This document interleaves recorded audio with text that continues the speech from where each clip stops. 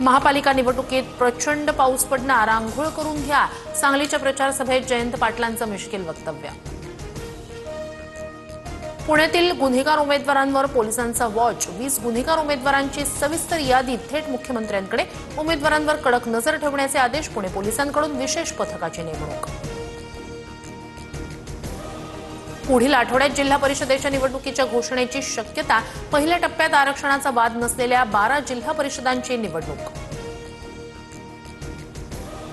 शिंदेंच्या शिवसेनेची बीकेसीत सभा होण्याची शक्यता. बीकेसीतील जागेसाठी शिंदेंच्या शिवसेनेकडून अर्ज. राज ठाकरेंच्या मुंबई उपनगरातील 20 शाखांना भेटीगाठी, तर उद्धव ठाकरेंकडूनही कार्यकर्त्यांसोबत संवाद दौरे सुरू. शिवाजी पार्कवर 11 तारखेला ठाकरे बंधूंची जाहीर सभा होणार.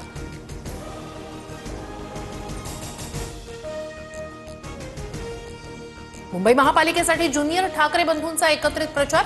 आदित्य आणि अमित ठाकरेंकडून मुंबईतील शाखांना भेटी. कलिना विधानसभा क्षेत्रातील 4 शाखांमध्ये दौरा. गणेश नाईकांच्या बालेकिल्ल्यात उपमुख्यमंत्री एकनाथ शिंदेंचं शक्ती प्रदर्शन.